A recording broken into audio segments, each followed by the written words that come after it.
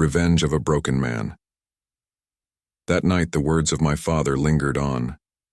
Son, never allow wrongdoing without vengeance. Each time someone crosses you, don't simply double down, but make them pay threefold. They crossed you even if they didn't have to. That night after I finally found him, for so many years he's kept himself hidden under a fake identity, a different address, with his wife and kids. Who would have even thought this man could live a life so familial, so ordinary, so fake? That night I entered a house. No one had heard me, nor suspected what I would do in the moments that would follow. He was upstairs, fucking his wife. Unnoticed, I entered the room and observed their act. He fucked his wife with the same fervor I could have been fucking my own, if only he hadn't killed her. Slowly, I reached into my coat to pull out a silenced Beretta, its sights set on his head as he fucked her ever harder, itching to climax. Turning the light on, I let my presence be known. The sight of an unknown man in black pinning them down with a suppressed gun sent shockwaves down their spines.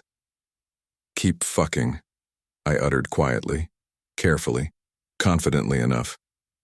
Please don't harm my we. I said keep fucking, or both of you will fade the fuck away. I stopped him. I then took out a camera and started recording the ordeal. They glanced in awe as his wife started sobbing. Don't mind the recording, keep it going. I recorded them fucking. What was at first sloppy, within minutes resembled rhythm and intensity. She didn't stop bawling her eyes out, but her husband, he fucked her hard, with intention, as if the whole affair fired him up in the most primal way.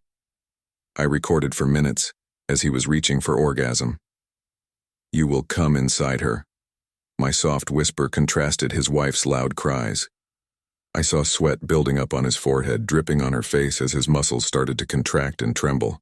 I put the barrel on his behind, indicating I wanted him to be even faster. He obliged, fucking her hard and fast up until the moment, orgasm.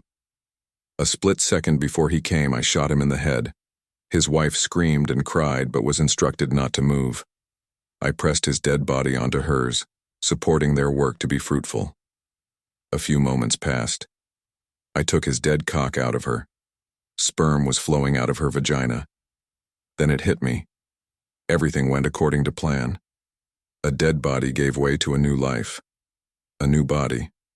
One that she will bear for months. I made her get dressed. It was rather difficult to make a woman listen to anything in a situation like this, so I made sure to show her a photo of her kids to let her know that listening to me is much needed. I restrained her to a chair in the dining room and assembled the blood-drawing equipment from a bag I left on their porch. I drew 1/2 liter of her blood, then sprinkled it over the bed where her husband lay dead. I shot her up with a sleeping injection and took her to a room I spent weeks preparing. Welcome to your new room, I said. This will be your home for months to come. I put her in a room in a basement I dug in my own yard, a few feet away from the house, secluded enough that no one would be able to hear potential screams. To make sure of this, the basement was made to be completely soundproof. The room was equipped well enough with everything necessary for a sustained living. To make sure no visible proof of the basement existed, the entrance to it was a tunnel leading down from my own house. Within her confines, she lived for 9 months, since conception. I took it upon myself to treat her as a crowning jewel. She was given everything she needed, all the while being monitored by surveillance cameras. I feared her self-harm inclinations, so I hired people who swore silence to keep her every step in check.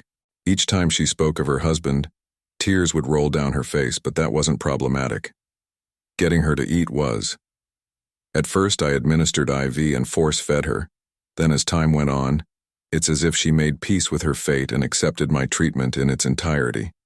Her saving grace were kids. The 2 of them she had left to Grandma the night before. Naturally, they found out what happened, seeing as I was one of the officers working that very case. Though they were 6 and 7 years old, both understood the events. I wanted hatred to fuel these kids growing up, to pursue me their entire lives. Their grandmother wasn't a particularly wealthy woman, which led me to take financial care of them both, to the best of my ability. Seeing her mental faculties steadily deteriorate, I decided to break the ice and bring her a tape of me conversing with her kids, so as to let her know they're safe and sound. In it, the kids were explained the death of their father, and their mother's blood splattered on the bed. These kids, young as they are, believed their mother was dead. The tape sent her into hysteria, to an extent where I was actually distressed about the health of her unborn child.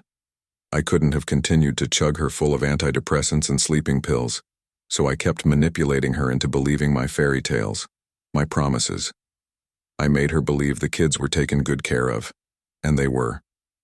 Those 9 months, lucky as they were, went by without incidents. As she was nearing her labor, I spent my time close, seeking no complications. Certain time passed, and the clock struck labor. Quickly I assembled a team, fired the auxiliary cameras up, and prepared the room for childbirth. Beneath the table she was laid on was a pistol her husband had been killed with. Strapped to the table, she went into labor. All the while I was standing near, observing intently. With the baby halfway out, I took out the gun and shot the woman dead. As her labor continued, I reflected, once more, a dead body gave way to a new life, a new body. I was halfway through my endgame. The baby was a 6-pound girl. Her mother's body had been taken to a house where I shot her husband. It was still auctioned. A few days would pass, and a body would be found, a case that swept the media for a couple weeks until it passed to memory. I raised that girl as if she were my own. It was difficult to raise a motherless child, but money paved the way. She had a happy childhood, friends, people who faked being a family to her. I never insisted she became a fierce, independent woman. Instead, I taught her to depend on my benevolence, spoiled, bratty, and emotional. Everything went according to plan, exactly as I'd imagined it. Forced into retirement, it was time to hang the badge. It aligned perfectly with Regina's coming of age, who transformed into a grown woman. Even though many years have passed since the incident, I purposely kept contact with the deceased couple's kids, who have since formed their own families. Everything was perfect, exactly as I'd planned it all those years ago. The final chapter of my plan swung in full motion after I collected the tapes I recorded 18 years ago and called the eldest son of their family, saying, "Hey, Jeremy, there's something I need you and Jared to see regarding your late parents. Can you come around tonight?" "Hey, Ben, we'll be there. What's the deal?" "You'll see it all tonight. It's really important for both of you to show up." "All right, see you tonight, Ben. Thank you." So it was. They finally arrived at my house. I felt as if all these years sped by so fast, while the hours I waited for their arrival seemed as if time froze still.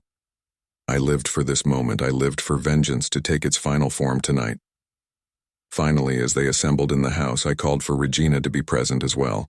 A dinner had been cooked for all the guests, in which, unbeknownst to all, I put sleeping pill powder in to be able to strap everyone to their chairs, looking up to the TV. After they awoke, I played the first tape, the killing of their father. You're probably wondering what it is you're watching. Well, you're watching a material that may confuse you, may shock you, and may scare you. Perhaps you might find yourself desiring to get out of that chair and stick a knife deep inside my neck. Who knows? What's important, though, is that you're watching your parents fucking. As you can see, I made sure your late father made one last beautiful thing before he died. The mistress sitting beside you, Regina. As you can see, having just conceived her, he left this world for good. Strapped to their chairs with mouths bound, screaming was futile. I saw the pain in their eyes, the pain that accumulated and precipitated in their hearts for years finally surface. Beside the pain, I saw what I desired to see: terrible hatred, inflamed by this revelation, this eternal question, their biggest torment. All these years I played a father figure for Regina. I pretended to be their friend, all for this moment. Nonetheless, I played the second tape. In this video, you're seeing your mother giving birth, only to join your father moments after. A whirlwind of emotions is clashing in your eyes, yet I see curiosity, so allow me to indulge you. You see, 23 years ago, Your father did something hideous. He drunkenly ran my fiancée over with his car, killing her on the spot. Since he was a wealthy man, he faced no repercussions inside or outside the court, so he forged his identity and ran abroad with his wife. And you, ladies and gentlemen. Shortly thereafter I was crushed, bordering on suicide, but I decided to exact vengeance upon the bastard. To collect as much cash as I could, I delved into the underworld, becoming a police officer in the meantime to maximize my sovereignty and to be able to keep a leash on the location of your father. Some time would pass, and I had collected more than enough to begin crafting my vengeful master plan. I prepared a room to keep your mother in during labor, and after, I followed your parents day in, day out to catch them doing what they were supposed to be doing. That night, while you stayed with your grandma, I trespassed into your house while you stayed over at your grandma's, and afterwards I did what had to be done. The blood you saw spilled on the bed was the blood I drew from your mother to lead the police into a goose chase. She was alive and well, awaiting labor in my perfectly designed quarters. You might be asking why I killed her too? Well, why did your father kill my own wife and unborn kid? At this moment, you might be aware of what's to come. See that pistol over there? I used it to kill your parents, and now I'll use it to kill your sister right in front of you too. I lit my cigarette and watched them squirm and cry, desperately trying to stop what was inevitable from the start. I inhaled, took a sip of scotch, opened my eyes and cried. I remembered you, my dear love, and our child that never saw the light of day. I attached a silencer to my Beretta and pointed it to Regina's head, just as I'd done to her parents before. I felt swarmed by her feelings, her having lived a life of deceit, to sheer shock having presented her with the facts of the matter at hand. All of these emotions vicariously fed my deeply sown hatred further still. But it fed me not. I began sympathizing. She was something akin to a daughter after all, having spent 18 years raising her. But then I saw what I'd done. I saw weakness in her eyes, compounded by a lavish lifestyle I put her through. I saw anguish where I haven't seen it before. Everything I did intently, just so she feels the encapsulating suffering of the entire world on her shoulders, the suffering I felt all these years. At the table, I took a knife and cut her throat, then watched her struggling to catch breath with her hands strapped and mouth bound. At that moment her anguish might have even surpassed mine, but the words of my father came to me once more. This time, innocent blood will have washed everything that man did to me. I let her suffocate in her own blood for a few seconds, then grabbed my Beretta and put a stop to the journey that took years to come to a close. That Beretta was a birthday gift from my fiancée, bought days before she died. I never shot a bullet out of her save for the 3 bullets in the magazine when he was released from custody. Those bullets brought no comfort, but more pain. Without my wife, all I was left with was revenge, and now, it's gone. I left the gun at the table, gave the boys a sleeping injection to the neck, and freed them, leaving the house. Even though they deserved their own revenge, I gave them no chance and turned myself in. Upon admitting what I've done, I saw the pair entering the police station. They were helpless. They lived the pain that I lived, that I still live. I'm now locked up in this prison, lacking daylight and with little food. I await our rendezvous, my love, but you're in paradise and I'll burn in fiery pits forever. God, if you exist, I beg you, allow me to see her before you throw me in hell. You've wrongfully taken her away from me. Deal fairly and grant me just this one moment. I feel no remorse. The only regret I feel is in not slaughtering that swine whilst he was coming. I let him off too easy. Far too easy considering what he'd done to my love. Publish this letter wherever you see fit. I care not. This is an account of what truly happened, far removed from what is said about me in your pathetic newspapers, but I care not. I love you, Suzanne. I hope you still love me the same.